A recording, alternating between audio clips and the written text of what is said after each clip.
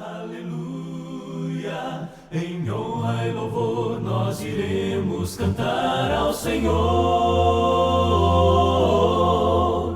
Em honra e louvor adoremos na santa presença do Deus Criador. Ergamos a voz, celebremos um cântico novo ao Senhor. Grande Rei. Olá, meu nome é Walter Takara e estamos estudando a Igreja Bíblica. Hoje iremos estudar a lição 12, que trata sobre a história da Igreja. Vamos começar na introdução com uma volta ao passado. E o cenário é em Jerusalém, no dia de Pentecostes. Tudo está preparado para o início da Igreja de Jesus.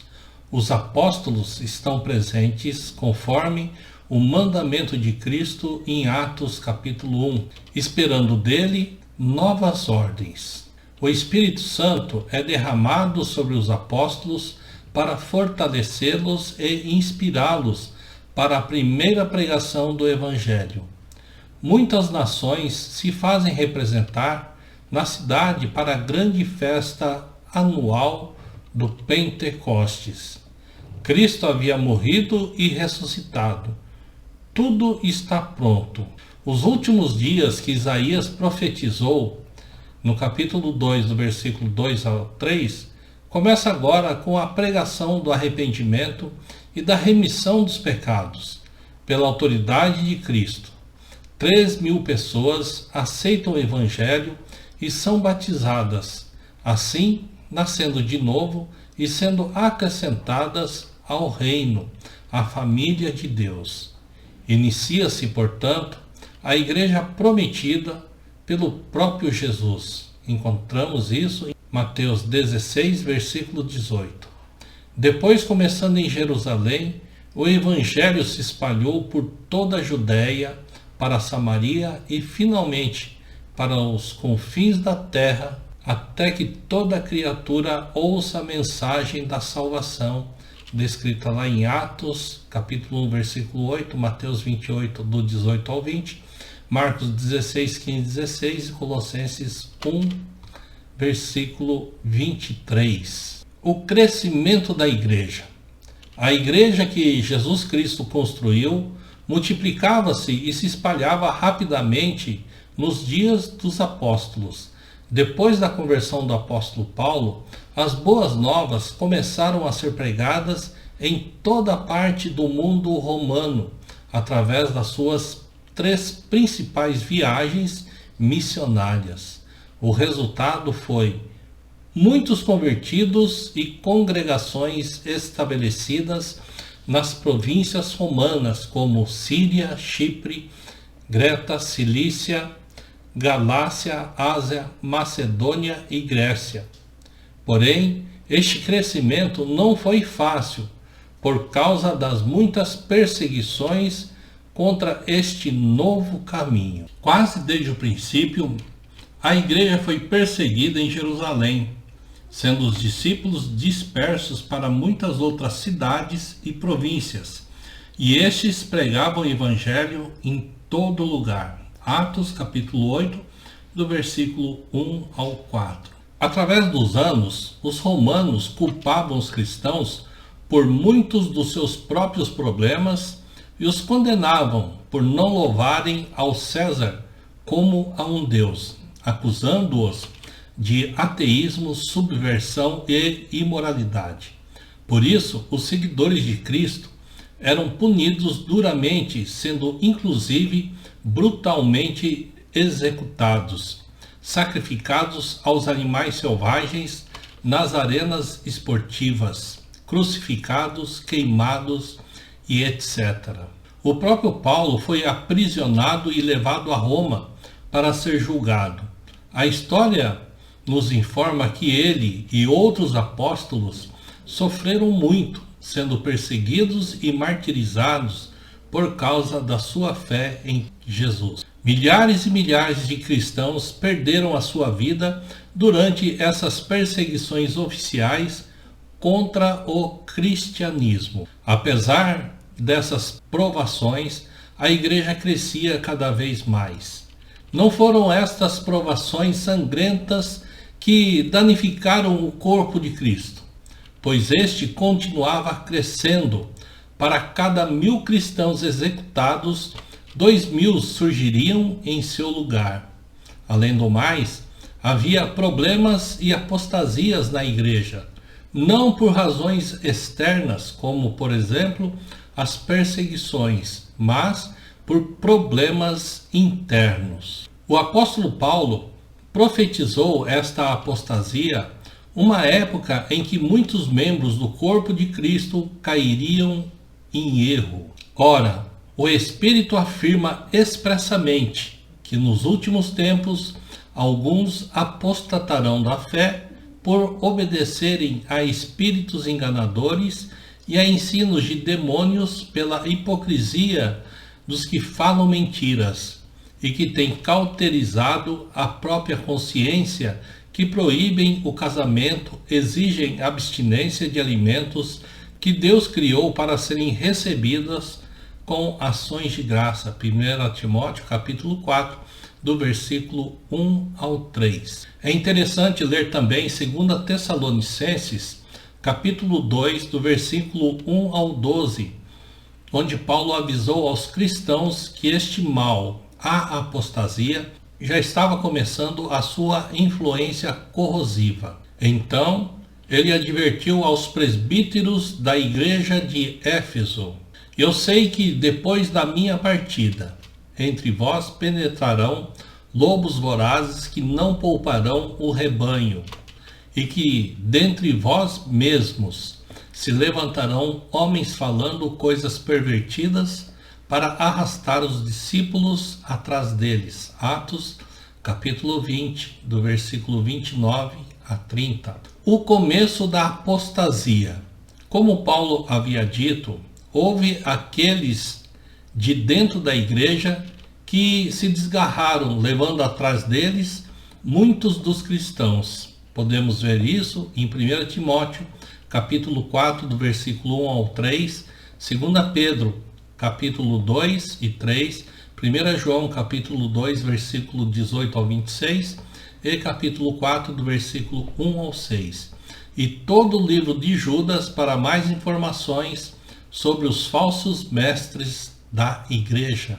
A história nos informa novamente que a apostasia começou principalmente com um ataque contra a autoridade dos apóstolos e da sua mensagem, e posteriormente contra o governo da igreja.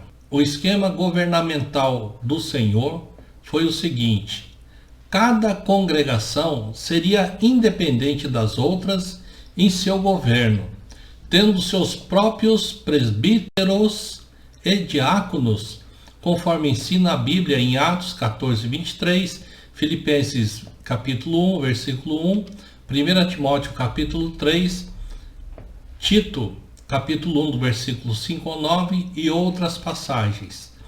Entretanto, com o passar do tempo, muitas delas começaram a distinguir um só presbítero ou bispo acima dos outros, exaltando-o e dando-lhe autoridade sobre a congregação.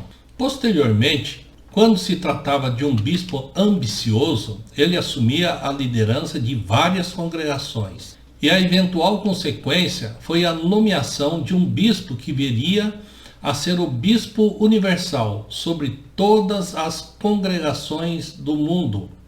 Obviamente, estas mudanças não foram introduzidas na igreja durante uma noite, mas sim vagarosamente através do século.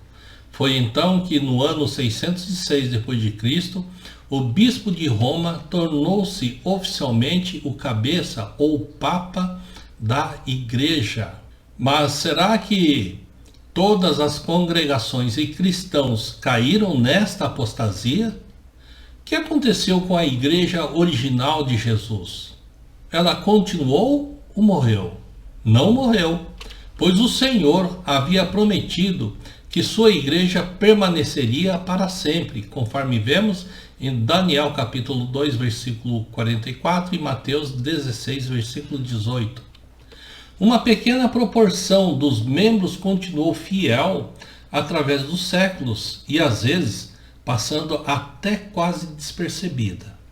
A história da Europa nos mostra a existência de grupos de cristãos conservadores durante os séculos da Idade Média e também na Renascença, grupos que, ainda sendo perseguidos, permaneceram conforme a sua compreensão da vontade de Deus, fiéis a Cristo e a sua palavra. Porém, a Igreja Católica Romana dominava a Europa e muitas outras áreas. Para dizer a verdade, ela, toda poderosa, controlava quase tudo, chegando ao ponto de coroar e destronar reis e proibindo a leitura da Bíblia, dizendo que apenas as autoridades eram qualificadas para ler e interpretar as Escrituras Sagradas. Assim, era fácil interpretar erroneamente os ensinamentos bíblicos conforme a doutrina corrente da Igreja. Em outras palavras, os bispos e padres ensinavam aquilo que queriam ao povo, enfatizando muitas doutrinas não encontradas na Bíblia. Durante este período, a própria Igreja Católica separou-se em dois grupos distintos, a Igreja Romana e a Igreja Ortodoxa, a grande igreja atual de quase todos os países do Oriente, Grécia, as terras da Cortina de Ferro, a própria Rússia e muitos outros. Vamos ver agora como se iniciou o protestantismo. Com o passar dos tempos, a Igreja Romana, através de concílios e hierarquias oficiais, continuavam acrescentando outras doutrinas e ensinamentos e práticas ao seu sistema. Finalmente, no século XV, a Igreja estava tão corrompida doutrina e moralmente que um monge e padre muito culto chamado Martinho Lutero procurou reformá-la. Porém, ele foi excomungado e teve que deixar a igreja para ensinar e praticar aquilo que achava correto. Deste acontecimento, entre outros, nasceu a Grande Reforma, ou o protestantismo, e dele quase todas as centenas de denominações atuais. As tentativas de Martinho Lutero de reformar a igreja precipitaram muitos outros movimentos e uma volta geral à Bíblia, especialmente na Alemanha, Suíça, Inglaterra, Holanda e etc. Entretanto, essas tentativas tiveram apenas um relativo sucesso, mas trouxeram alguns resultados positivos com a tradução da Bíblia do latim oficial para o idioma do povo. Também alguns líderes religiosos passaram a estudar a palavra e pensar sobre a restauração da igreja como Cristo a desejara e a havia estabelecida no início. A igreja restaurada. Nos séculos XVIII e XIX, muitos líderes e membros de diversas denominações, como por exemplo a luterana, batista, anglicana, reformada, presbiteriana, metodista, etc., cansaram-se das divisões na religião. Pouco a pouco, eles começaram a deixar os seus próprios erros doutrinários para se voltarem mais integralmente aos ensinamentos bíblicos. O desejo deles não era iniciar mais uma denominação, mas sim voltar à igreja primitiva do Novo Testamento. Um desses líderes, o Dr. Alexandre Campbell, escreveu em sua revista evangélica The Christian Baptist: "Eu não tenho nenhuma ideia de acrescentar ao catálogo de novas seitas. Trabalho para ver o sectarismo abolido e todos os cristãos de todo nome unidos no único alicerce em que foi fundada a Igreja Apostólica." Desde então, o apelo de restaurar o cristianismo puro e perfeito do Novo Testamento tem sido divulgado cada vez mais em toda parte do mundo. Milhões têm deixado os ensinamentos dos homens para serem simplesmente cristãos e membros do corpo de Jesus Cristo, sendo a Bíblia Sagrada o seu único credo. Portanto, a Igreja de Deus existe atualmente em quase todas as nações do mundo, como existia nos tempos dos apóstolos e através dos séculos. Em todas as épocas, indivíduos e grupos seguiam sinceramente a palavra de Deus, tentando ser apenas cristãos. Entretanto, não é necessário constatar a sua existência contínua para saber que a igreja original de Jesus existe hoje.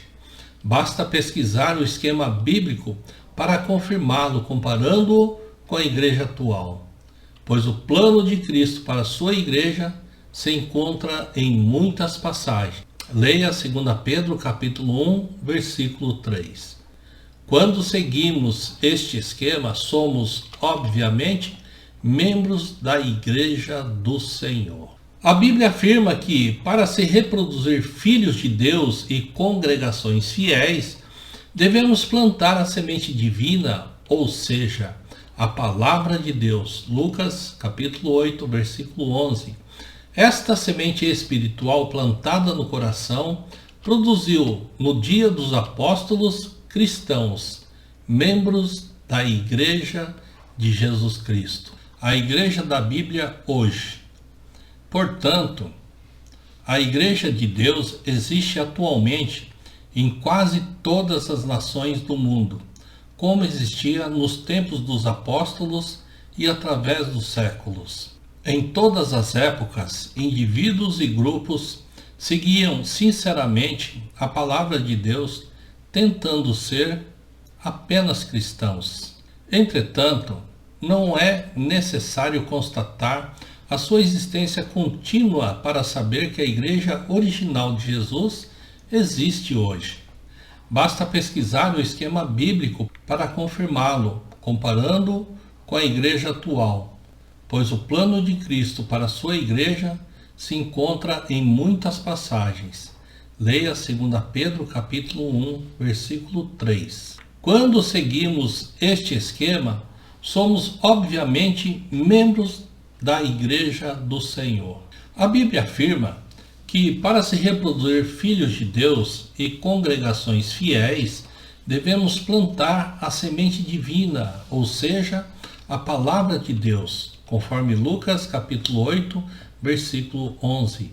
Esta semente espiritual plantada no coração produziu, nos dias dos apóstolos, cristãos, membros da Igreja de Jesus Cristo. E nos dias de hoje produzirá os mesmos resultados. Cristãos, membros do corpo de Cristo. Para ilustrar este ponto, foram descobertas há algumas décadas sementes de trigo em um túmulo egípcio, fechado durante quase 4.000 anos.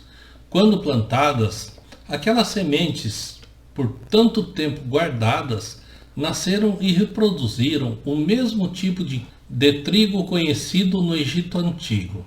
Da mesma forma, a palavra pura de Deus implantada no coração produzirá sempre os mesmos resultados. O reino é eterno. Sabemos que o reino de Jesus permanecerá para sempre. Nenhum homem ou espírito, sequer o próprio Satanás, tem poder suficiente para destruí-lo. A Igreja Bíblica é vitoriosa desde o seu início e será até o fim do mundo, sendo então transportado por Jesus aos céus e lá, habitando para sempre com ele, o seu marido espiritual. 1 Coríntios capítulo 15, versículo 24. Efésios capítulo 5, do 22 ao versículo 23. Meu querido e amado estudante, você aprendeu como a igreja desviou da igreja verdadeira. Como e por que elas se subdividiram, afastando-se assim do projeto original, ensinada no Novo Testamento.